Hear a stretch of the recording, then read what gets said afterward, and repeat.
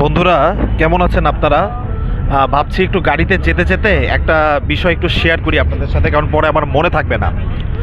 সেটা হচ্ছে, আপনারা যখনই কোনো একটা অফিস থেকে, বিশেষ করে এইচআর বা অ্যাকাউন্টস থেকে যখন টাকা পয়সা নেবেন, অবশ্যই টাকা পয়সাটা কিন্তু অন দ্য স্পট ইনস্ট্যান্ট বুঝিয়ে নেবেন, না হলে কিন্তু পরে বিশাল বড় একটা ঝামেলা হবে। আমি একটু এক্সাম্পল দেই। আমি একটা জায়গায় প্রায় একটা মাস কাজ করলাম, এবং সেখান থেকে একটা অ্যামাউন্টের টাকা আজকে আমাকে দেওয়ার কথা, তো খামে করে দিল। তো অন দ্য স্পট আমি কিন্তু, এবং দেখেন আগে কিন্তু সিগনেচার নিচ্ছে, অন দ্য স্পট আমি খামটা চেক করছি, খামটা চেক করে দেখি 50% টাকা কিন্তু ওখানে কম ছিল। আপনি বুঝতেছেন বিষয়টা? এই ধরনের কাহিনীগুলো কিন্তু ঘটে, বিশেষ করে অ্যাকাউন্টসে যারা চাকরি করে, এইচআর ডিপার্টমেন্টে যারা আছে, তারা কিন্তু এরকম বদমাইশিগুলো করে। বদমাইশি না তো, এটা বেয়াদবি, এটা জুলুম।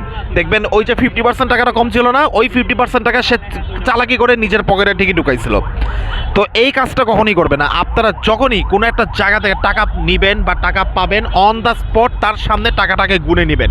এটা এটা ভালো করে মনে রাখবেন, কারণ একটা কথা মনে রাখতে হবে ভাই। একটা কথা আমি সবসময় বলি এবং এখনও বলছি, আপনার ভার্সিটি পর্যন্ত যারা ছিল তারাই আপনার ফ্রেন্ড। ভার্সিটির পরে কিন্তু কেউ আর ফ্রেন্ড হয় না, এটা মনে রাখবেন। ওকে, তখন তারপরে যারা হয় কলিগ, আর কলিগ কোনোদিনই আপনার ভালো চাবে না। ওকে, সবাই ভালো থাকবেন। আল্লাহ হাফেজ।